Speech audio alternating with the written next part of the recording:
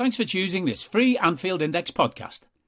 If you'd prefer to listen to this or any of our other shows without adverts, then now's the time to check out Anfield Index Pro. With AI Pro, you can supercharge your entire listening experience. You'll not only get all of our podcasts without the ads, but you'll have them far faster with our quick publish feature available exclusively for subscribers.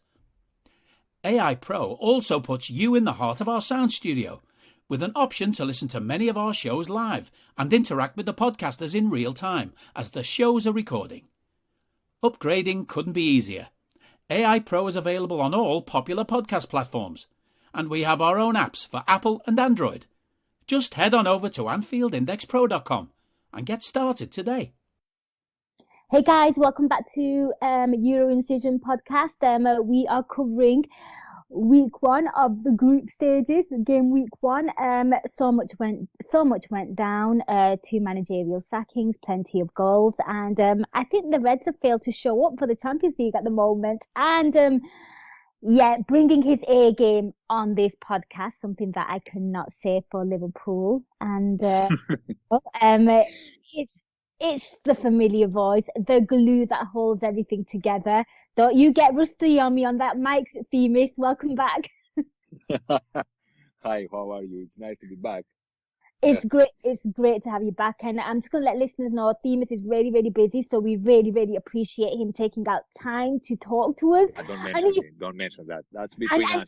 And even more so, the fact that he agreed to do this podcast after that performance and that result. So Themis, I'm going to go there. Napoli, Napoli won, Liverpool 4. I'm just going to get something off my chest straight away. I think we can all agree it's not been a great season. But you know what? I was thinking a lot about the conversations we've had in the past. And you've always said when we were winning the 6 games in the group, and you're like, you know what? I want Liverpool to have a stinker in the group because it saves us later on. And I was remembering your words. And you know what? They were words filled with wisdom. But when I look at that bad result and that performance, it feels like, well, under any other circumstances, I would believe that. Not right now. I have no idea. Themis, I'm all about losing. Losing is part of the game. Yeah, you win some, you lose some. I don't like it, but I can accept it. But for me, it was that performance. It was the lack of desire, the lack of caring, the carelessness, just the ineptness of, senior players. It was so bad from minute dot. Osimhen gave us warning signs in minute one. I mean, I'm gonna let you talk, but I finished that game in such a foul mood. Well, yeah, I mean, I have to be honest here. I was in that mood you're just describing before kickoff.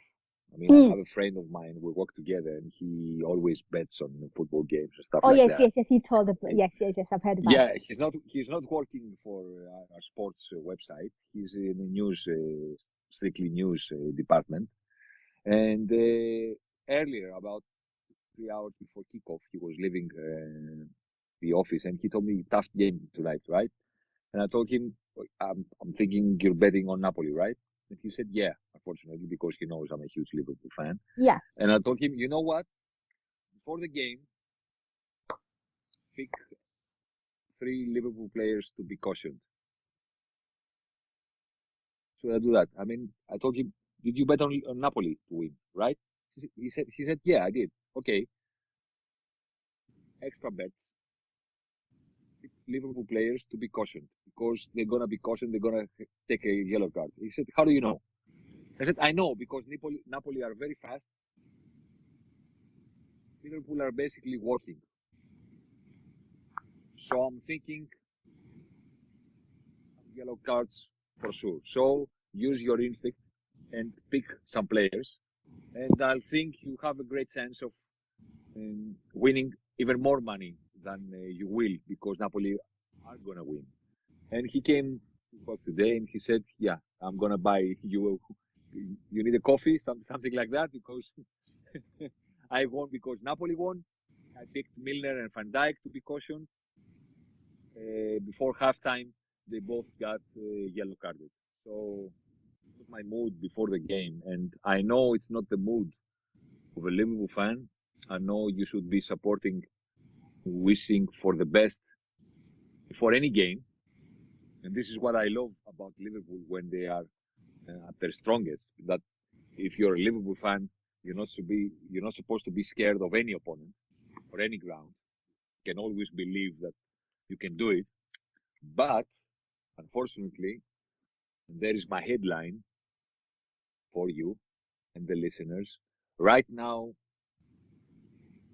there are many believers. Right now. Because it's not about the result, as you said. It's not about losing, because that's part of the game. It's about your favorite team on the pitch. Not in just one game, but in several games Yes. in a row. And not recognizing what you see.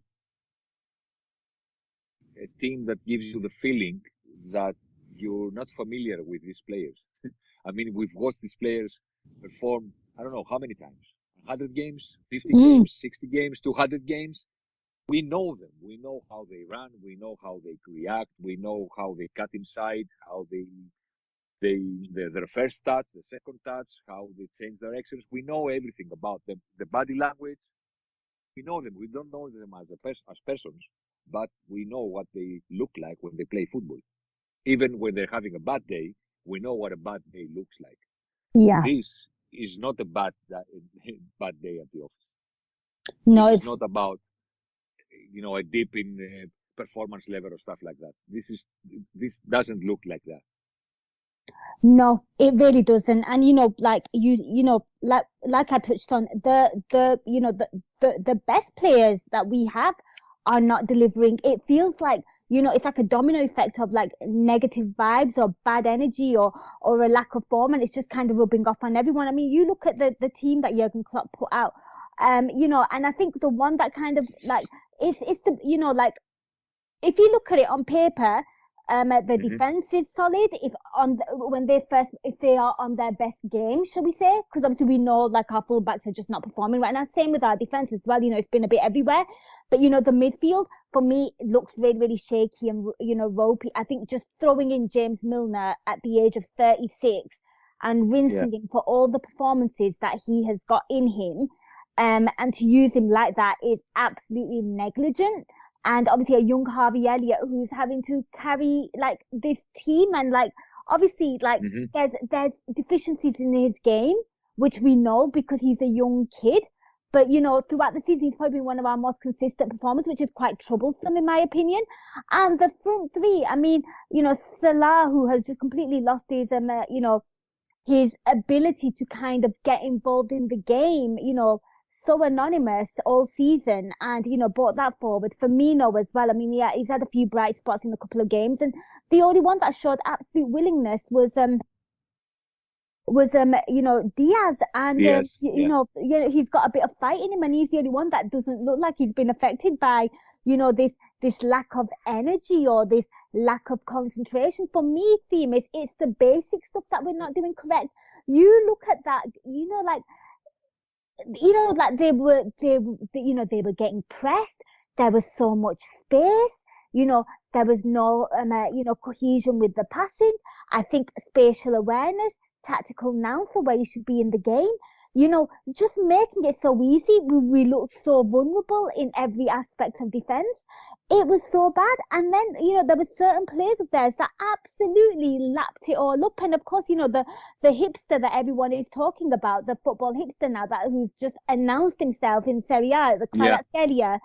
Absolutely. Yeah. And since that, obviously, I've been watching Serie A this season. Like I'm making more time to watch the games, and I've been watching this kid, and I thought, and I did a little video on my Instagram, and I just said whoever's on the right is going to really, really struggle with that kid. Yeah, he's so good, and and people, and there's some people who will talk about Liverpool going through like a transition and stuff.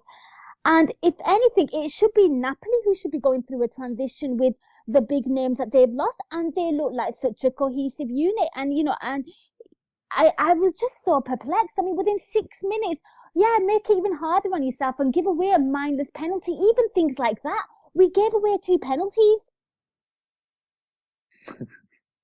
Well, you were spot on about, the footballer from Georgia who, unfortunately, I've known him a couple of years ago because he was the one that destroyed Greece in a Nations League game, and he was a completely unknown back then, 2 years ago.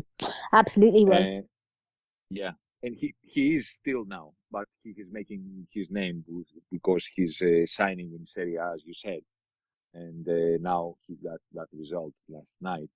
I've been reading the Italian press, and they're saying that this result and the performance is not only important in the group stage of for Napoli, but also in a way to give them the confidence, the belief that they can do it finally after Diego Maradona and win the Serie A. Because if you can beat Liverpool like that, why not? Why not win the league? Why not go all the way? Because that's what they're feeling right now.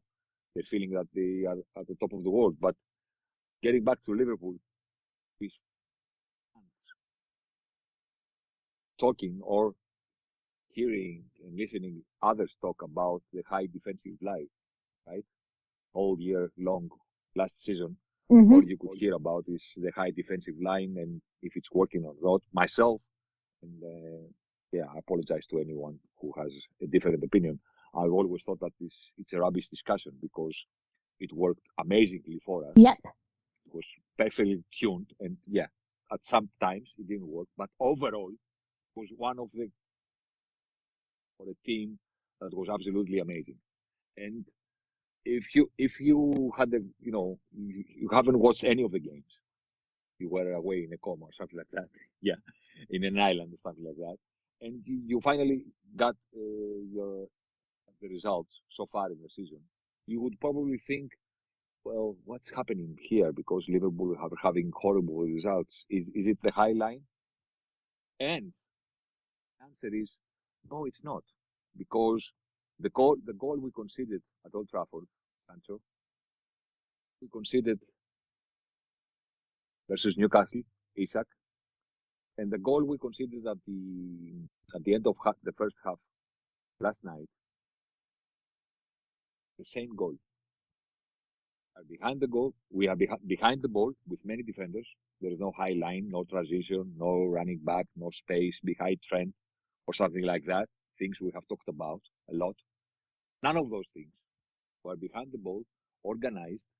The opponent has the ball at the edge of the penalty box, and 1 or 2 seconds later, one-on-one with Alisson, or even with an empty net, and the ball is in our goal. So when you look at that, same goal in 3 games, making it look so easy, because I'm certain that you and the listeners have seen this viral video today that's making rounds in Twitter and TikTok and Instagram and stuff like that about Trent and everybody. When Anguissa makes it 2-1, and you can play when he makes it 2-0, and he plays a nice little 2-1 with his little teammate before our players even know what is going on around them. That's the same goal we conceded versus Newcastle. Same goal, but it's the other side of the pitch and the other side of the other corner of the box. That's the same goal, the same. And it's not about striking back. It's not about high defensive line. It's not about Konate. It's not about Joe Gomez losing his ability. It's an overall thing. That's why it worries me too much, because it's not the same players time and again. Versus Newcastle, it was Henderson. Now it was Fabinho. It was Robertson, and now it's Trent. We mixed in the same. My God, it's so easy to do that. And I will understand the first play of the game. The high line, hitting the post, I can understand that. The fourth goal, I can understand what's going wrong, because there is no pressure on the ball. and it's easy for them to throw it forward, break away in transition. The goal Rashford scored in Old Trafford, I can understand what is going on because we're committing too many bodies up front in order to get something back from the game. And yeah, you're vulnerable at the transition. But when you're defending with everybody behind the ball, position gets a tap in, or Isaac making his Premier League debut, is scoring, then it must be something more than just, not clicking and high defensive line and stuff like that. No. It's much, much more worrying. And I have to ask you now, I'm split between thinking that it's all about intensity and players who can no longer cover the ground at the intensity needed, and it's about, carelessness, not caring, not believing, hitting a wall, in their heads, try and do it all over again, because we go again is, one of the mottos, but still go again. I don't know. What's your opinion about that? Because I'm torn myself. For me, it feels like, obviously, like Themis, like this was a quadruple challenging side last season. Yeah? I mean, people need to remember that. There haven't been big... In every conversation, we have to remember that. I totally agree. Yeah, you have to remember that.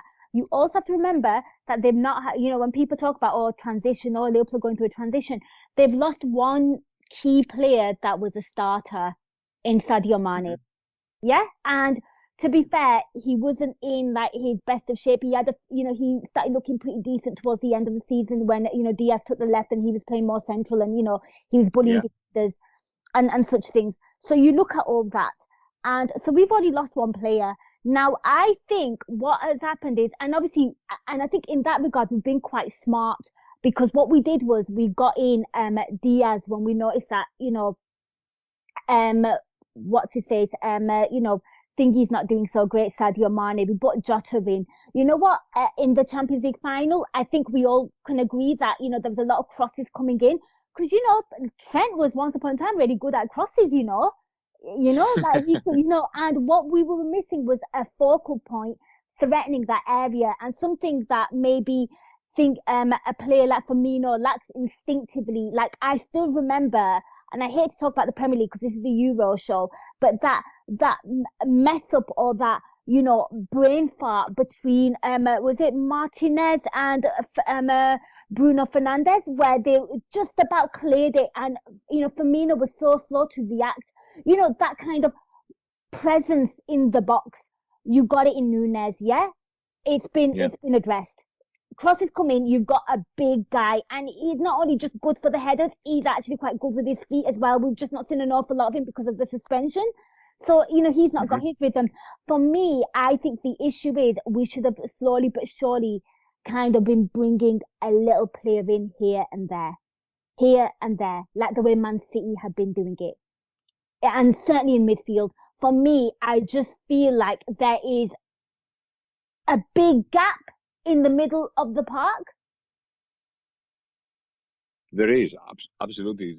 It's not how you feel it, it's how you see it. Yeah, for me, the midfield, like you and I have watched so much football, we've grown up on it, and you will always agree that games, I know it sounds so cliche, I hate to go there, but games are won and lost in midfield. Look at Napoli, a quiet little guy like Lobotka and Anguissa were just running things very, very calmly and quietly. Yeah, because basically don't have a big problem in our attack, in our offense. I know there's a dip in Salah's form and stuff like that, but Diaz is very sharp, and I'm very pleased with what I've seen from Nunez so far. And not only his header, his ability to find shots, whatever the opposition is. And I don't think there is a problem in our offense. I think we have been betrayed by our midfield because it's not only it's no longer easy for us, our opponent in their penalty box, and attack again and again and again, and find the momentum that we used to, because teams were feeling hopeless at some point that they haven't conceded yet, but they're about to concede because they cannot breathe, because they are stuck in the penalty box. We are trying everything we can, and we bring Trent in the mix-up and stuff like that, and we always find a way to score, right? The main reason because we're not seeing that because we cannot constrain them. We have an attack, build up and stuff like that, and nothing comes off, and then they have the ball and they run straight halfway line because nobody's really there to stop them. And I know, for example, Fabinho is getting a lot of criticism. You know what?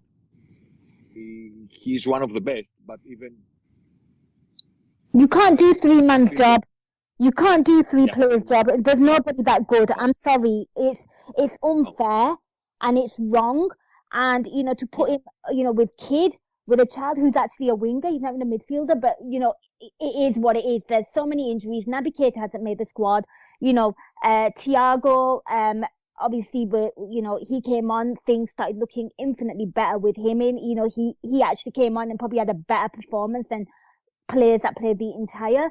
But for me, it's the midfield. It is massively imbalanced, massively, and I just think it can't go on that you are still using those players like your Jordan Hendersons, that you're relying on them. Who one thing, whatever side of the debate you're on with regards to players like Jordan Henderson, I know he didn't play, but he would have been Jurgen Klopp's go-to guy. Let's be honest.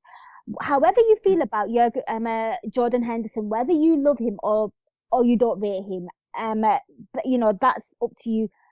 One thing you could never ever criticize Jordan Henderson was of he had steam, and he always used to chase down the ball and try being a pressing machine, and he'd try winning the ball back, and he always gave he might not have been an advanced midfielder in the sense that always playing the adventurous pass. He might always play the safe pass, but he always when he was in his heyday, shall we say, he was like a bit of a Duracell, Energizer Bunny kind of thing. He just ran around and chased people and tried to win the ball back, and that he's lost out of his game. He's lost it. So what is he? No, nothing. And what as you said about Fabinho, Johan Cruyff once said that don't talk to me about the pace, the speed of footballers, because it's all about the space. And my Barcelona dream team had Guardiola. Neither of those was a fast footballer.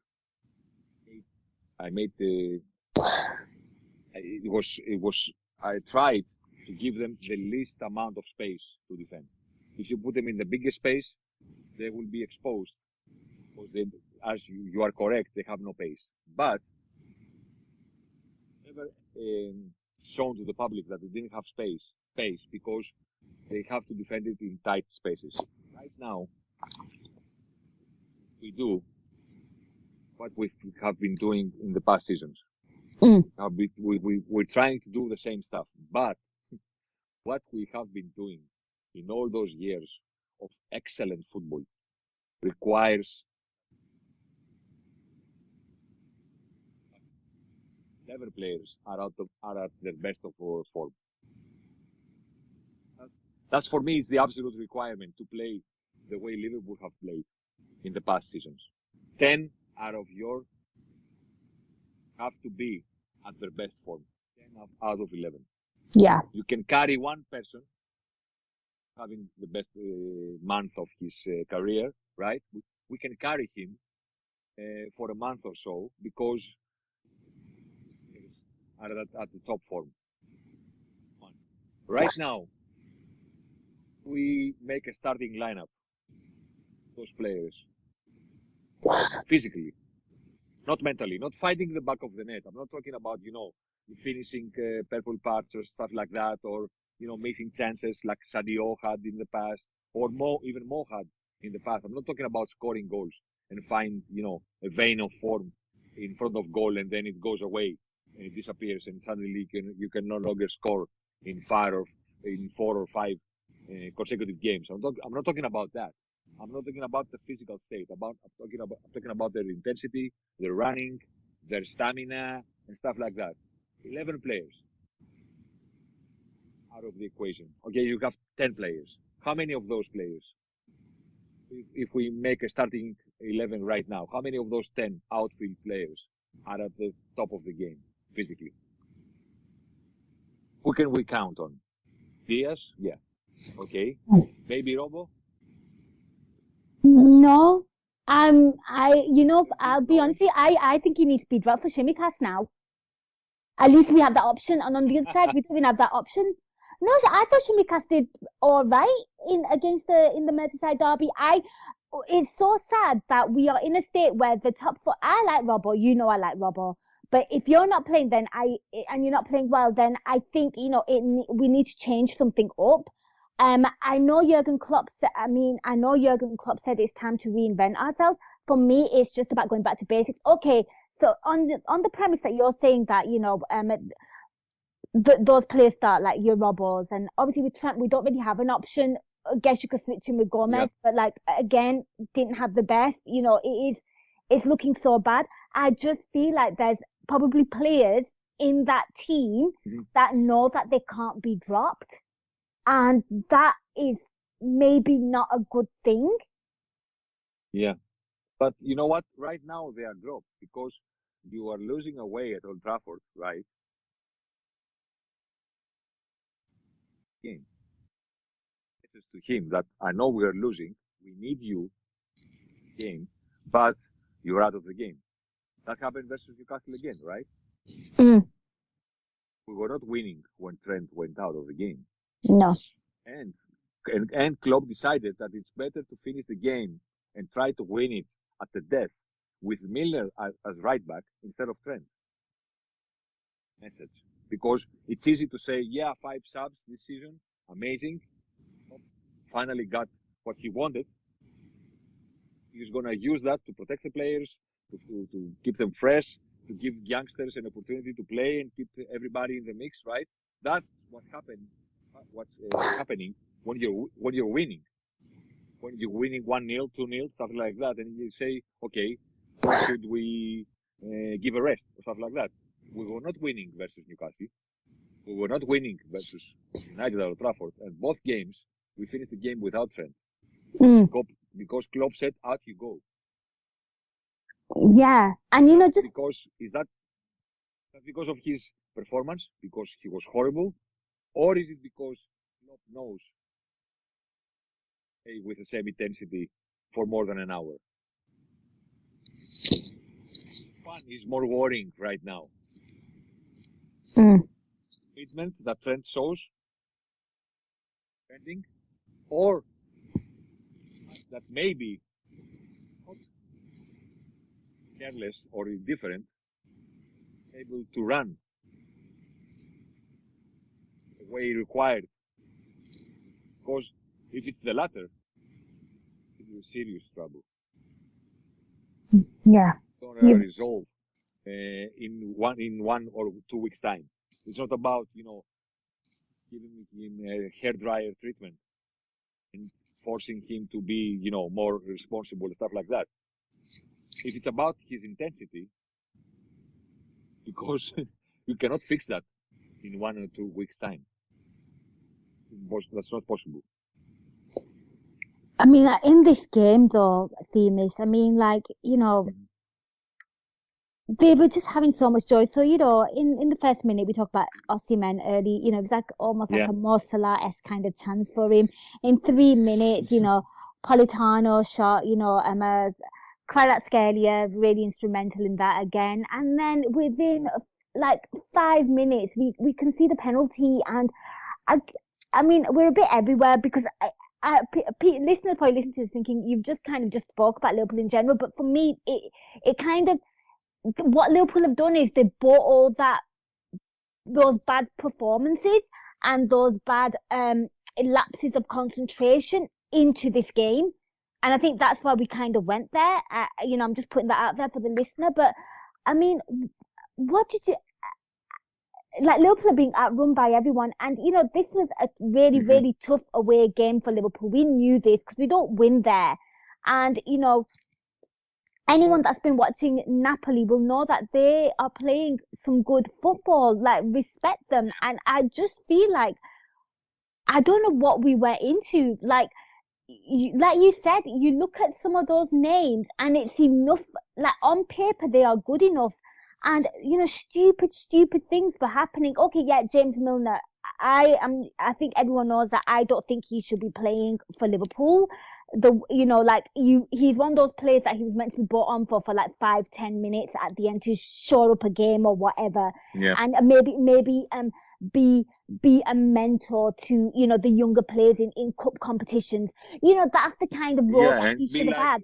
Be like a victory cigar, like a victory cigar when you're winning. Yeah.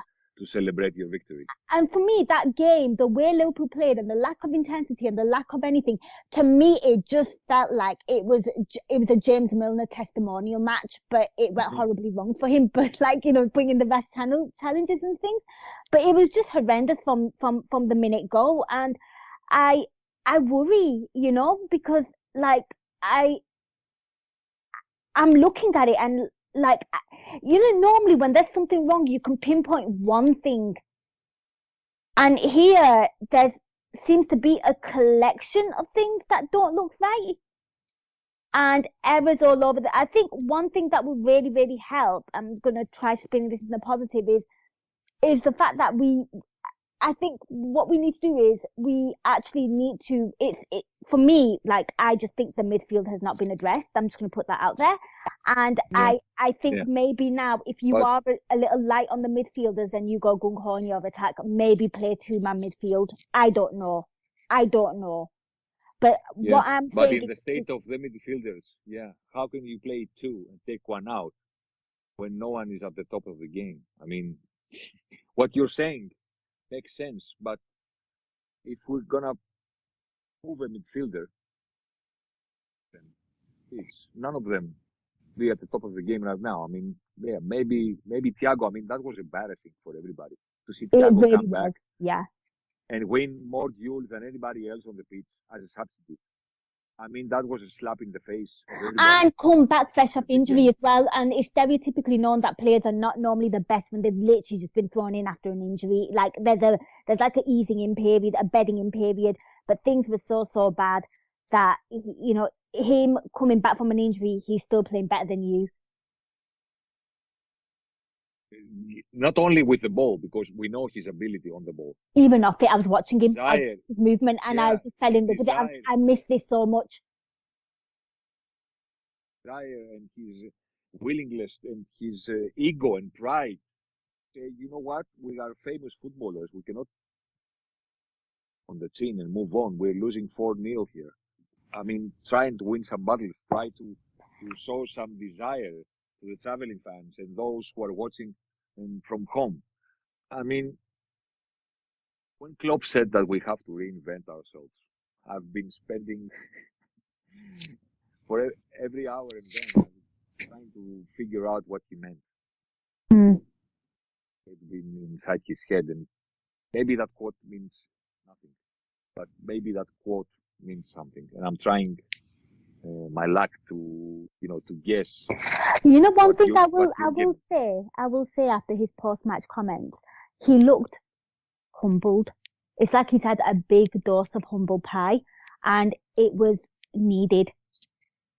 Because even when he said those comments, we watched the press conferences before a game, and he goes, maybe all of you lot are right, and maybe I do need a midfielder. Like, to me, I kind of took it as like a bit like condescending, no, I'm fine. And his hand already got moved for Arturo Melo after Henderson got injured. Losing, Jordan. And only then we decided to make moves.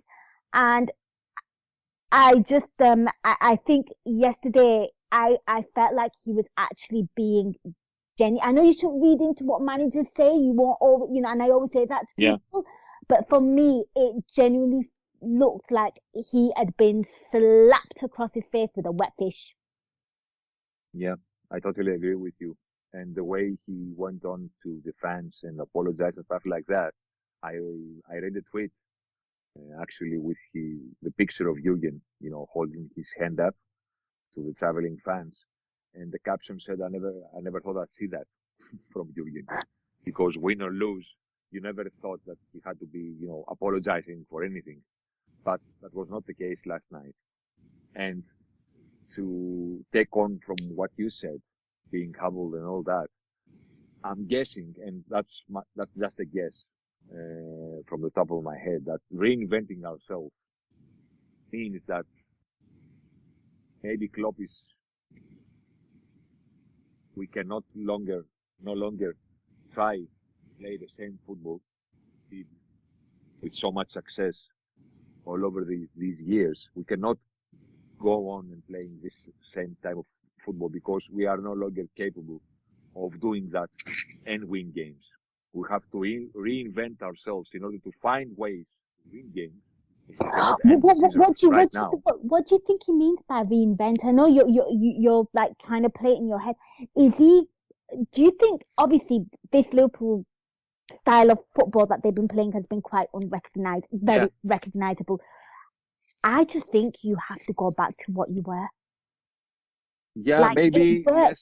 I think maybe not so much of a high defensive line. Maybe taking some more caution in our defending.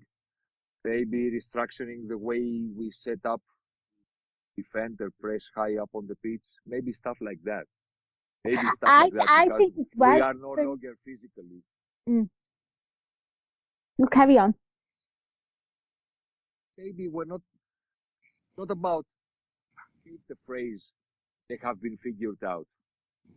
Great sides, all the great managers always stuck to their game and never changed for everybody. And everybody knew what the great team tried to do on the pitch. Everybody knew. There were no secrets, but nobody controlled it and faced it.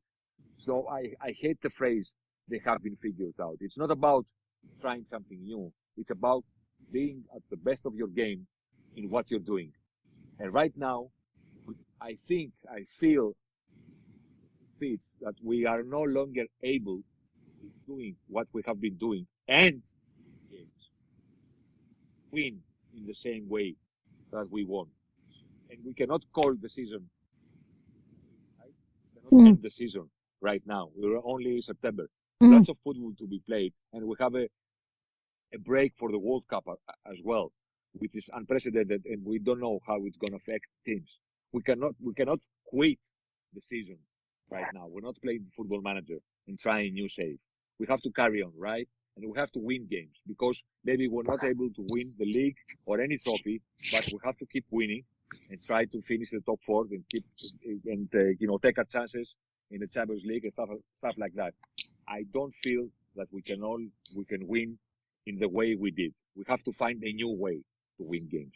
We cannot be stubborn and say, you know what, this is a Liverpool way, and we always play that like that. So we will keep trying until it clicks. It won't. Feeling that it won't click. So right now we have to reinvent ways without sticking in the Liverpool way of playing that we have for the past seasons. That's my guess, my take, my view on the situation right now. We have to find different ways to win. Watch this space. I mean, any thoughts on like the Napoli game? Any sort of takeaways? Because I just felt like I have to agree with Jurgen Klopp's comments that Napoli were very good, but also Liverpool were very bad, and it could have been so much worse. It absolutely could have been so much worse, and that is probably the most scary thing. I mean, the fact that the third goal and so much better. And so much better if we had taken our chances better. I mean, we have to find the silver lining somewhere, right? Maybe we could have scored more. Maybe. Yeah. It was our night overall. Overall was not our night, and I mean, I guess again, if you're looking for silver linings, I've seen a lot of Twitter chit chat about, maybe this is the Spurs 4-1 defining moment for the Reds, and you know what? It probably humbled a lot of them as well. Like the fact that they got embarrassed like that. The fact that they got schooled like that. Like the world was watching them, and I loved Jurgen Klopp's comments about at the end when he spoke to BT and he goes, Wolves are probably laughing at us, and now's probably a good Yeah. time to play us. Like he was just very, very candid about it, and they will. No doubt that will plague them. The fact that they put in that kind of performance, they got schooled like that, they got done like that because they in their heads there are some elite footballers in that Liverpool side. Like let's not forget that, and for them to be outworked, outmuscled, Mm-hmm. outthought like that by this Napoli side is quite embarrassing. Like I think that will probably hurt a lot of egos, and maybe it should. Maybe there is an element of arrogance about some of the performances, and maybe what they think of themselves that, oh, we don't need to up it a level. Yes, you absolutely do. It was a disgrace. Yeah. An absolute disgrace, and it's not going to get easier. It is absolutely not going to get easier for you. So I'm really, really intrigued now to see. I'm more intrigued to see now what the response is going to be and what they do to try addressing this. I mean, I'm just looking at things. I'm just thinking, what? How do we even like shore it up? Is it a case of like, I don't know. Like for me again, I got really baffled. Like you were 4-1 down. I would have just thrown Melo in a lot sooner. Artur Melo. You're 4-1 down. In a sense that what have you got to lose? Just bring him on. You said post one of the games, I can't pre one of the games. He's just not ready, and we're not integrating him just yet. But you're all right to play a James Milner who is literally on his last legs. Just throw him on. You're 4-1 down. You have nothing to lose. So maybe it was just protecting him, but yeah, I can understand what you're saying. Yeah, I think I think you can tell I'm absolutely disgusted by that. But it's not going to get easier. It's not going to get easy for the Reds, Themis, because obviously in our group we have Ajax and Rangers, and they also put 4 past Rangers. The silver lining again is the fact that we are in a Europa League spot because we scored 1 goal. Don't talk to me about the Europa League right now. I mean, come on. Sorry. Yeah, I mean, yes, I mean, they won 4-0, and they, like, it's. And I've always thought that it's a tough group because even we were at our best. It was never easy to go and play in Napoli, right? I agree. One of our most horrible games versus Napoli when Ancelotti was their manager. Yeah, 2-0, right? When we didn't have a shot on target. Exactly. And we were at top. We had nothing to worry about, and we said, bad day at the office. Move on. Yeah, and let's go and win the next game. And that's it, Themis. That's what bothers, because when we lost that game, we were flying high in the league, and we actually won the league that year. So it was just like, bad performance, bad result. One of them, because it was a bad performance as well. Like Liverpool deserved to lose that game. I think we'll all agree on that. They were holding on for dear life, and then they just got absolutely blown apart, with 2 goals, and I think it was deserved. But this time round, it is just like we've agreed, it's just a domino effect of bad bad results. But yeah, it's a tough group. It's a tough group. It's a tough group, and take nothing for granted. And I like the what from Klopp about Wolves laughing at, because I think he was trying to provoke a reaction from the team. Yeah. Speaking from reactions, because you mentioned that, I think you can guess what's the game I've been thinking about you the most this season. You can guess it? It'll be the United one, won't it? No, it's the Bournemouth game. Ah, okay. Oh, yes, yes, because we lost to United and then we hammered Bournemouth, yes. Yeah, and I don't want you to be scoring 2 goals from corners in that game. I want you to be scoring from corners in Goodison, so we can win the game there. I don't want you to score from outside the box versus Bournemouth, like we did twice in the same game. Twice outside the box, twice from corners. I hate that. I hate that because at the end of the season, they're going to say, you know what? Liverpool scored from outside the box that many times, or Liverpool scored from corners that many times. I want goals from outside the box, which are so rare in a game. And I want goals from corners in the tight games when we are drawing the game in Goodison. I don't want you to score from outside the box, Trent or Elliott versus Bournemouth, because we don't need that. And I also versus want goals to be evenly distributed, and you're winning the more points than one goals per game. Exactly, because everybody said that our expected goals underperformance was corrected in that game, but we don't take any extra points for that. Mm-hmm. Yeah. And I don't want it to, I don't want the underperformance to be corrected in a game. I want it to be corrected in a series of games. Either luck, maybe in a game that we haven't produced any quality chances, we find a miracle strike and we win the game. That's great when it happens, because it gives you 3 points and a scrappy win and maybe undeserved win and stuff like that. That's what I need. And I thought about that. I'm not ashamed to say that. I thought about that last night also. Diaz has been magnificent so far in the season, but so unlucky with his finishing, right? Yeah, I mean, he even got that header, didn't he, as well? You're like, yes, exactly. And when that ball went in versus Napoli, I said, don't score that now. Score that now. We have already lost the game. 4-0, 4-1. What's the difference? Score that versus Everton, and you'll be a hero. And we'll take 3 points, and we'll only be 2 points behind City. And I'm not saying that we can catch Manchester City or stuff like that, but it's all about the psychology of the group as well. I mean, we won the way we won versus Newcastle. Got the win at Goodison. Nothing that we have been talking about will be fixed, but we have 2 more points. I don't care how you play on the pitch. And I would love to have points for the Fulham game or the Everton game, let's say. It would have been much better keep talking about all these problems or 5 more points at the point of the season. But, he found the back of the net. He found the back of the net when we didn't need him to do. But hopefully he will, gain the confidence that he can score goals, because if he finds a vein of form in his finishing, he can score in every game. I firmly believe that.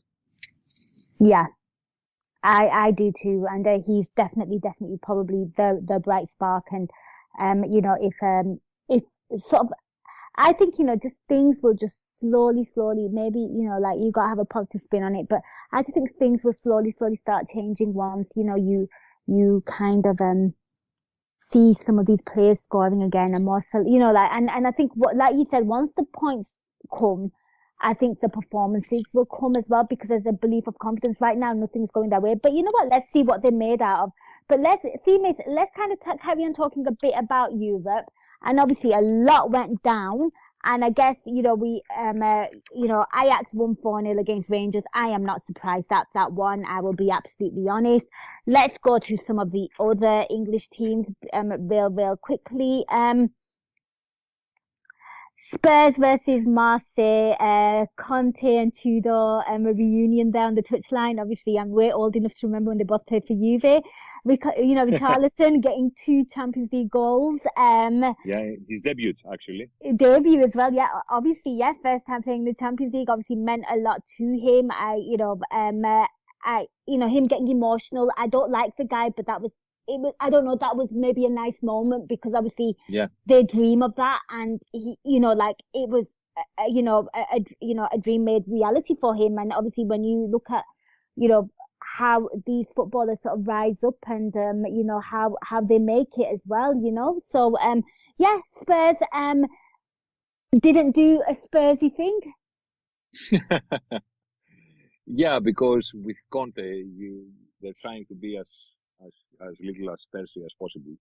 And what you said about Richarlison is so spot on. I mean, players with that ego, that kind of ego, actually, because all players have ego, but that kind of ego, that kind of behavior on the pitch, I wish they would know how much more likely they are when they express real emotions, tending to be, street bullies and stuff like that. I mean, as you said, he's like a Cristiano Ronaldo when he's nowhere near that level. But when he is emotional and true to his feelings, fan says, you know what? Great moment for him. Yeah. I don't mind that. And Yeah. even what if they all knew that they don't have to be behaving like that on the pitch, and they would be much more likable and established in the world of football if they were true to their feelings and not trying to be something they're not on the pitch. So that's about the Spurs win. I really like what Conte is trying to do with this team, because he's a great manager in terms of how fast he can improve his teams. He always does that. Always does that. He never stays for the long time. Never have a plan for a rebuild and stay for 3, 4, 5, 6 seasons maybe. No. He's 1, 2, 3, and I'm out. But during that time, you can never say that he didn't improve his team in every aspect of the game. He can do that. He always does that in everything. Yeah, and he's an absolute psycho, so you will actually do exactly what he tells you to do. There's that fear element, and it's never a bad thing. I almost feel like he's maybe the Premier League's like kind of Diego Simeone in the sense of like bad cop, bad cop. In their group, of course, Frankfurt and Sporting. I thought it was a bit of a shocking result for Frankfurt. I actually thought they'd do quite well against Sporting, given the fact that, they are doing quite well in the Bundesliga. But yeah, they lost 3-0. I think that group could be quite interesting with, I think obviously Spurs we know, but like, Marseille, Frankfurt and Sporting, I think that, those three, I think those three could be quite interesting in that mix. Yeah, you can. My motto is that apart from Bayern Munich, you can never trust the German team. Never, ever. They are capable of winning. Ever. You cannot possibly guess what they're going to do. Ever. Apart from Bayern Munich, right? Yeah. Out of the mix, every other German club is capable of winning everybody. And you watch them do it, and you say, yeah, great team, offensive football, and they can lose and be hammered by anybody. You cannot trust a German team apart from Bayern Munich. Yeah, the rest of them are clearly lacking the German efficiency yet, that cliche. And speaking of Bayern, of course, we had the rerun of the Champions League final from back in 2010. Inter Bayern, Bayern just being Bayern, winning 2-0 there. Leroy Sané doing his bits. It's quite sad to see Sadio Mane in that shirt, but I kind of, he's doing well. But yeah, Bayern Munich, setting down their marker quick, because obviously they're in that group of death. Yes, but for Inter, we talked about them last season, right? And for AC Milan as well when we faced them, and not quite there in terms of intensity. Yeah, they kind of lost the Milan derby as well, didn't they? And yeah. No, the Italian team's not quite there in terms of intensity for me. I mean, when we're talking about facing the team from Premier League and facing Bayern Munich, yeah, the Italians are not there yet. Not there.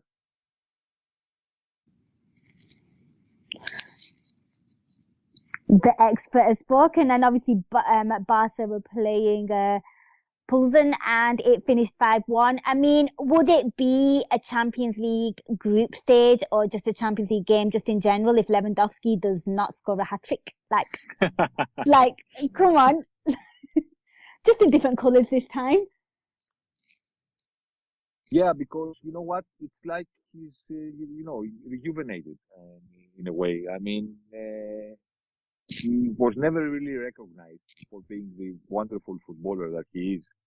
But that was down to the fact that he was playing in Bayern Munich and nobody cares about the Bundesliga. It's harsh, but it's true. and he only had the Champions League to prove himself. Right? If he played in the Premier League for the past 5, 6, I don't know how many seasons, you would be saying that he was one of the best footballers ever to play in the Premier League. But he never did, and somehow I think he was late by Munich. And right now he seems to go in Barcelona where the ship is sinking. But with him scoring and everybody around Xavi in this rebirth of Barcelona, they're all smiling again. And that for me is the most important thing about Barcelona. Maybe they're not ready to win things again, or the Champions League and stuff like that, but we cannot always be the best team in Europe. And there is some balance in between. We don't have to be the worst team in Europe. So the fact that they're smiling and they have their optimism back, it kind of, reminds me of how we felt the first season with Jurgen at the helm. Quite there yet. We had reasons to talk and watch football again. And we knew that we had a long way to go, but we had a smile on our face when everybody who is not supporting Liverpool said, yeah, you got Jurgen and you're not going to win anything soon enough. And we had a smile on our face because we were thinking, you know what, just wait a little while. Just wait. You will see, because we know that we are improving week in, week out, month in, month out, and we're going to get there. We had that belief that we're back on the rise again. Even if things were not working our way. I'm feeling that, in a way, what Barcelona are doing right now with Xavi at the helm and Lewandowski and stuff like that reminds me of what we tried to do when we got Jurgen at Liverpool. Interesting stuff, yeah. I think it'll be good to see what happens for them in the Champions League in that group as well. And of course, Lewandowski making his return back to Bayern Munich. It shall always be good. So far, we've covered Group D, Group A, obviously Liverpool's, and we've just covered Group C. Let's move on to Group B. Now, Atletico Madrid 2, Porto 1. It feels like this game already kicked off after injury time if you look at the goals. Yeah.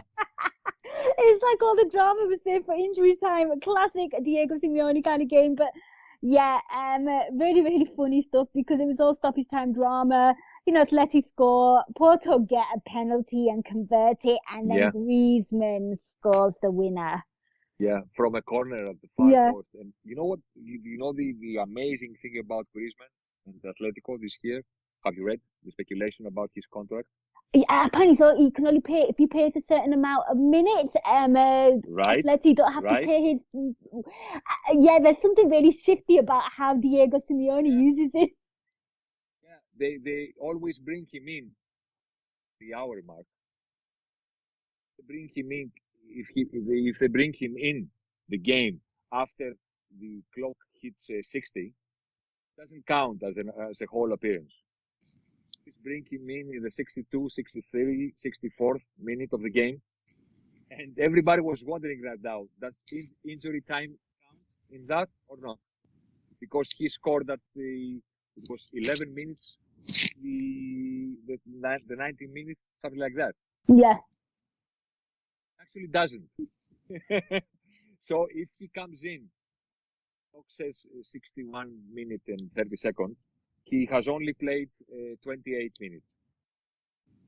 I love it. As a count, and they don't have to pay it. The dark heart. I agree. The dark heart Diego Simeone. You know what that reminds me of? It's like the football equivalent of, your 30-day free trial, and then when it comes to the end, you cancel it and then set up another email.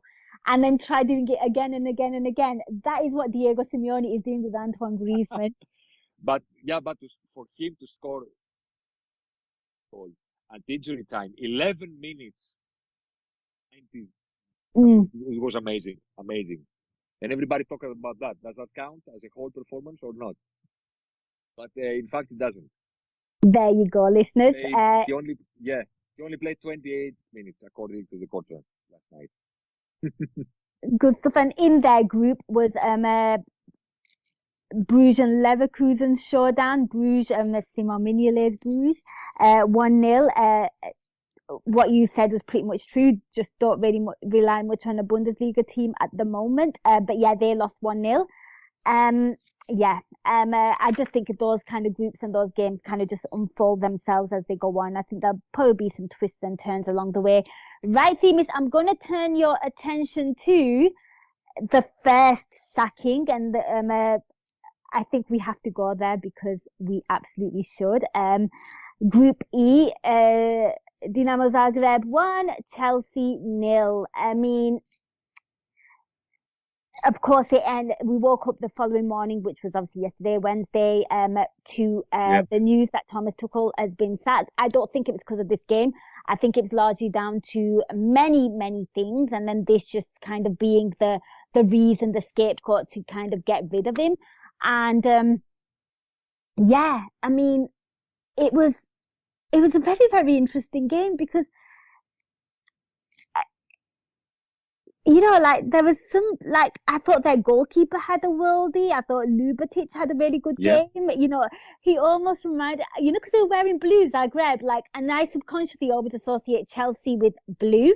And he just was giving me, in the way he looked, in the way he looked, like Cucurella vibes because of his hair. But, it was just, I don't think a lot of people envisaged that from Chelsea is maybe what I'm getting at. And obviously the first Champions League managerial sacking in Thomas Tuchel.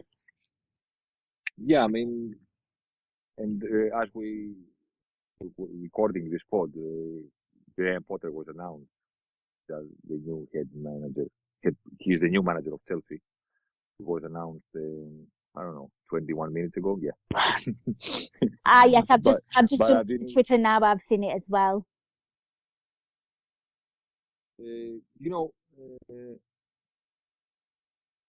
It's really weird with Thomas Tuchel because it's so characteristic of Chelsea, passing so quickly, right? They used to do it with Roman Abramovich, and now they're doing under the new owner as well. And it seems like, it's their way of doing business. If you were thinking that things are not going well, out you go. And we don't care if you're Mourinho, if you're Di Matteo, if you have won the Champions League for us. None of that stuff matters. And we are ruthless in that way.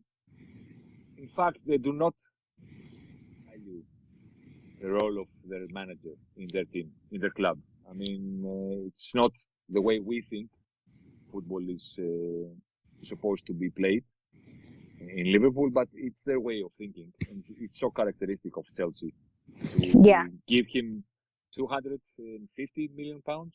Yep. Number, to to buy the players he wanted, and then 5 games into the seasons, out you go, and we're gonna bring a new manager to work with the players the old manager bought, and see how that goes. I mean, that's the Chelsea way, right? Maybe the United way as well in some of the past seasons. Yeah. And it's weird because you're thinking that's not the proper way to run a football club. The other way, things that Tuchel did wrong since they won the Champions League. I mean, the transfer of Lukaku was a big, big, big fiasco. Yeah. A huge fiasco. And you know what? If at the end of the season, Chelsea would say, you know what? You've done horribly. Not in the way that we are playing, but in the way you have managed the teams and the transfers and all that stuff. And we think it would be better to part ways right now. I would say, you know what? Fair play. You brought Lukaku back for 90 million pounds, was it? Something like that. Mm-hmm. One of the worst transfers ever in the history of football. And you deserve to be punished for thinking that the fluidity of Chelsea's attack to bring that guy in. That was a horrible, horrible mistake. Be punished for that. But they didn't do that. They sent Lukaku back on loan, got rid of Werner, which is a shame because they never had any belief in him. And they went without a striker until the last day of the transfers when they brought Aubameyang, 33. I mean, we're talking about Liverpool and midfielders and stuff like that, but the way they thought transfer market that they paid for Fofana and Cucurella, I mean, those amount of money for those players, panic buys, lack of organization. Mm. And I don't know if Tuchel is, behind all of those decisions. Not. But in a way, he was responsible as well. On one hand, and I think it's, a way to run a football club, to sack somebody so early in the season. But on the other hand, I think he was the right place after the winning the Champions League. And to be fair, the whole Abramovich saga and stuff like that, I feel that affected as well.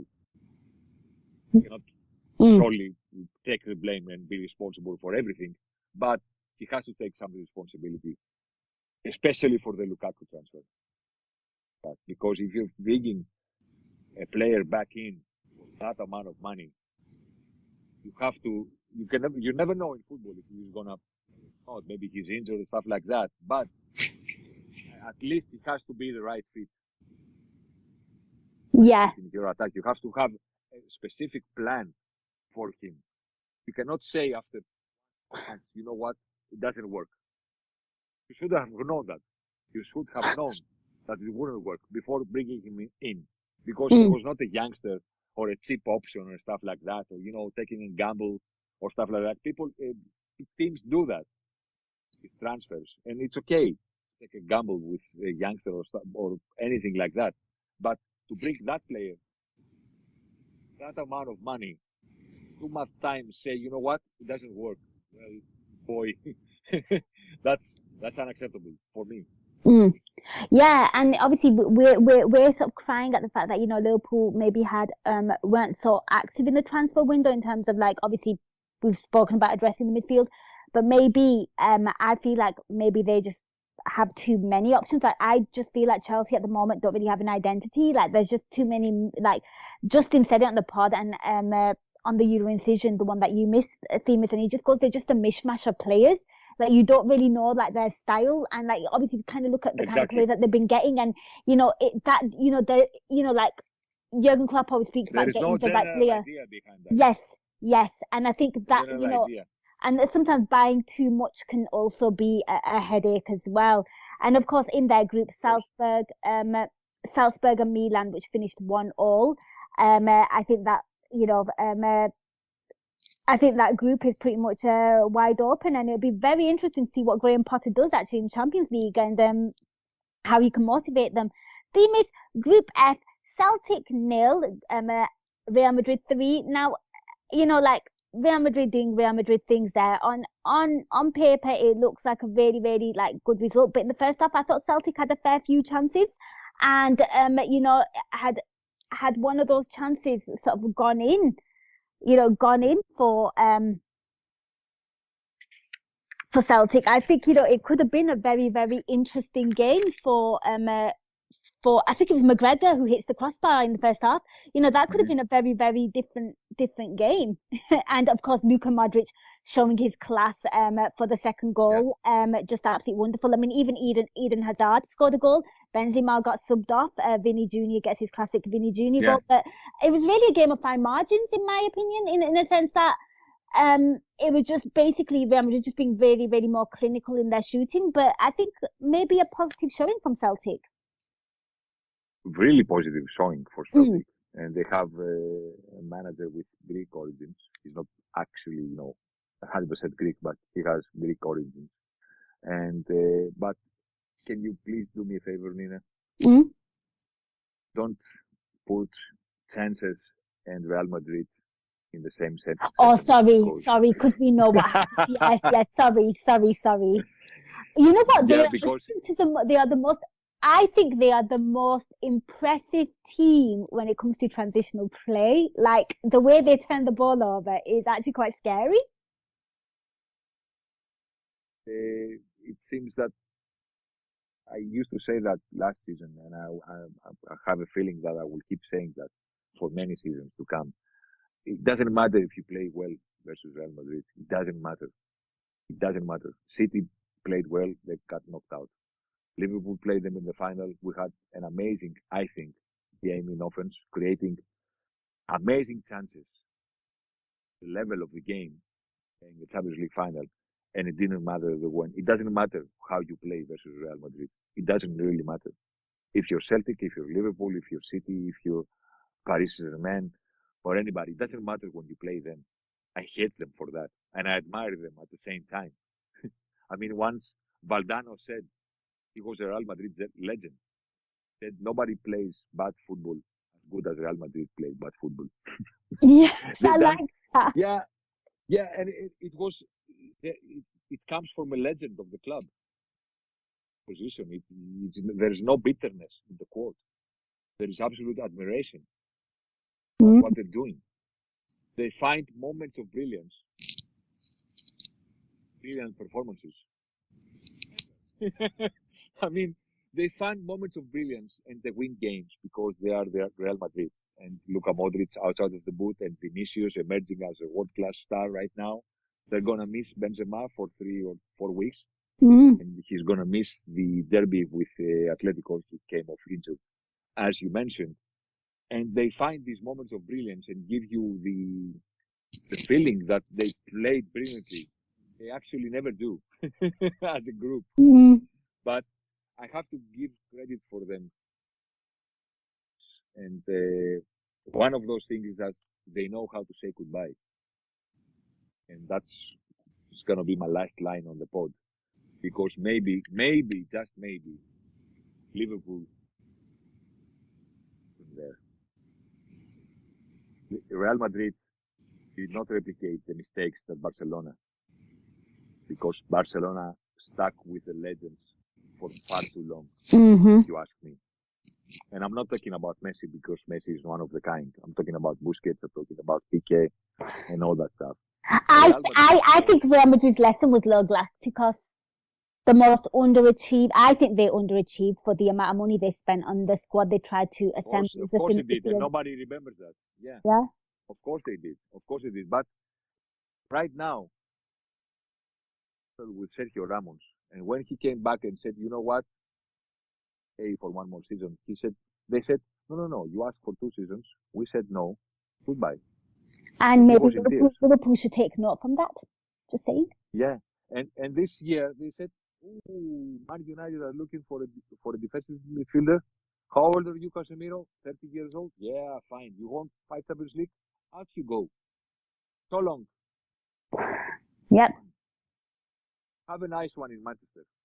United give him a 5-year-old deal from now on, because he had 3 years remaining in his contract, and United are offering 5. Yeah, off you go. And we bought Tchouaméni. We got Kroos and Modric in the last 1 or 2 seasons, but we have already planned. Maybe we would like you to stay for 1 more season, but you know what? Never mind. Yeah, they seem to be doing things right. Good. See that with Ronaldo as well. Yep. He shocked everybody. After that final in Kiev. Nobody expected that. He said, you know what? I have achieved everything. I got no crybabies. No, Ronaldo, you cannot go. You are a legend of the club and you should stay here until the final game of your career. And we want you to retire here and stuff like that. No. You want to go? Out you go. And they won again without you. Yep, they actually did. And it's almost like they knew that his career was on the decline and they were going to, him going to Juve was smart. I do think I think they're on it, and I do like the fact that they just kind of get rid of players. And, like the Sergio Ramos stuff as well, like you've just said, you know what, be gone, and not be You are a legend, but go on. Yeah. Okay, we'll survive. Yeah. I mean, there's no room for sentiments there, and I kind of respect that. So in their group, Leipzig won, Shakhtar Donetsk and Real Madrid always in the group. There's another one for the ages as well. Them two always seem to get each other. Shakhtar Donetsk 4. Of course, the second managerial casualty was, of course, their manager, Domenico Tedesco, sacked as well, straight after that one. So, yeah, I think, to lose at home like that in that manner as well. And obviously, I don't think Leipzig are doing overly well in the Bundesliga as well. So I think, again, this was a build-up and not a reactionary thing. But yeah, another manager gone. Yeah. Well, it's just the way it is right now. It is. In modern football, if things are not going well, you're 1 or 2 games away from getting the sack. It's they don't have the patience, and they don't have the trust in the manager's role. They feel, and you know what? In some teams, in some clubs, they are correct, because in the way they are built, they are organized around football. They are absolutely right to do that, manager, because it's not about their manager; it's about other stuff. So they are right to. I'm talking about. I mean, I'm Greek. I mean, we can have 3 managerial changes in a big club here in Greece every season. We do that. I mean, it's normal. Yeah, it's absolutely. I have a quote that a couple of years ago. In a, are you with me now? Can you hear me? Yeah. Yeah. I said that in a couple of seasons ago. I said that Chelsea are the most Greek team. Everybody said, you know what? That's brilliant. I love that. Yeah. This is what we think about football. We have an owner, and everybody admires the owner. He's responsible for the club's success, not the manager, not the players. No. It's all about the owner. That's what we do here in Greece. So I said, Premier League, Chelsea is a Greek team. They won the Champions League with an interim manager. That's what we do. Because we win. Yeah, that's what we do. And the minute I got, mentions saying, you know what, you're right. Won the Champions League again. Big club. It's all about the owner and how much money he spends. All Greek. I love it. Chelsea are a Greek club, actually. There you go, people. Chelsea are a Greek club. You love to see it. I mean, I'm just going to quickly run through this because this is just so standard in my opinion. Dortmund 3, Copenhagen 0. Sevilla got absolutely bamboozled by Man City. Should we expect anything less? Haaland scoring 2 goals. Are we surprised he did that for Dortmund as well? He's just a goal scoring machine. Yeah, that group, pretty much everything is everything. I think the one last place I want to go to is obviously Group H. Benfica 2, Maccabi Haifa 0. And then obviously I think this was probably the game that everyone was kind of watching on Tuesday. PSG 2, Juventus 1. Kylian Mbappe just showing the world why he is just so sensational. I love how he's always involved in the goals that he scored. But for me, Themis, I mean, I don't know if you watched this game. I watched this game and so much triggered me about this game. And I didn't think I could be more triggered after watching Juve's dire performance. But clearly, there were different plans for me the next day after watching Liverpool. But, Juve pull it back at a decent time. It's 2-0. They pull it back at a decent time. And they are so tepid. There is no urgency. I saw the centre-backs for Paris Saint-Germain playing the ball to each other, and the attackers were just stood there watching, no pressing, no closing down, no urgency, just playing around the ball, playing it just the most strangest game of football. There was no offensive urgency, nothing. And you know what? That game felt like it dragged for 3 days. Absolutely. It was so bad, Themis. It was so bad. Forever. Yeah. Quotes for you. I mean, one is about City and Haaland, and you know what happens when you put a Mentos in Coca-Cola? No, tell me. Don't know what happens if you put a Mentos in Coca-Cola? It explodes. I've never done reaction. That. Really? Oh, you know what I'm going to do now? No, don't do it. Don't do it. Don't try this at home. Okay. Don't try this at home. Just watch some videos. Okay. Okay. This is what happened in cities often when they added talent. This is what we get. This is the chemical reaction of adding a footballer like nobody else on the planet in a team that plays football like nobody else. And somebody that on plays the the most majestic crosses to him, like Kevin De Bruyne as well, is also worth Yeah, as well. yeah, You know, that exactly. cross for his first goal was just really just.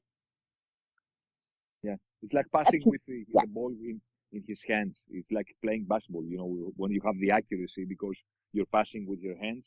It's stuff like that. And as far as the PSG Juventus game, I totally agree with you on the second half. It was like it was on forever. It was like Yes. Ben-Hur or Lawrence of Arabia or something like that. 4 hours long movie. Yeah. But two things on that. And Juventus are horrible. Yep.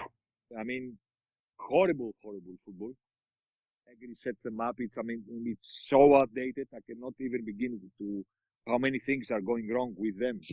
And two, as far as PSG are concerned, the only thing I kept watching on that second half, which was so boring, is that whether Neymar, Messi, or Mbappe were tracking back to cut the ball.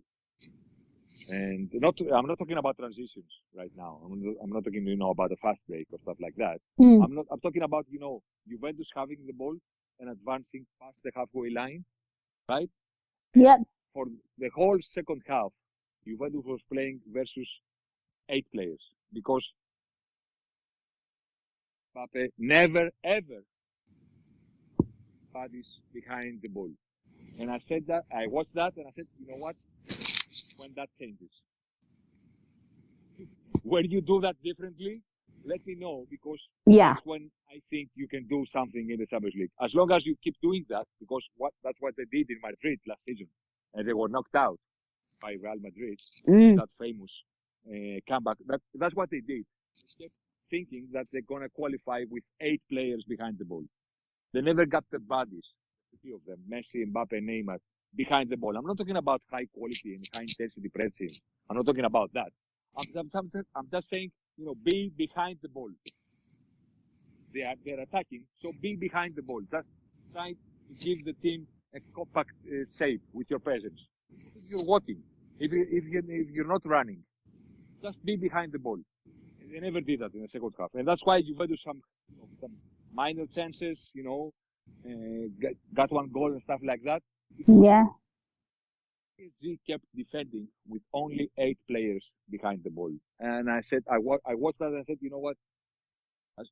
Maybe when you change that, give me a call and I'll watch again because that's not the way you're going to succeed. And you know what I find most bizarre as well? Obviously, Juventus have a young, exciting striker in Vlahovic, right? And you've got that kind of player, but there was absolutely no service to him. And like you said, really dated, really outdated. You're speaking about Allegri then, his tactics being really outdated. And obviously, we follow so many diverse people on social media and on Twitter. And, Adam Digby, who is a Juventus fan and also, he's living his dream job. He gets to cover Juventus for, as a journalist, he's living his dream. And obviously, when the Thomas Tuchel sacking was announced, he was like, I would love him here, Yeah, of course. Yeah, of course. I can understand what he's saying. Because the thing with Allegri cannot go on for much longer. I mean, they're playing and the way they're set up on the pitch is just horrible. Yeah. I'm glad we're on the same page with that as well. When you said that, the Italian teams aren't quite there. I think the only one that might spin a surprise will probably be AC Milan. But the others, I don't see much. We'll see how Inter kind of fare as these group stages progress. Themis, we've spoke a lot about the Champions League there. We've covered them all. We've got a really long pod as well. Lots of talk about Liverpool there as well.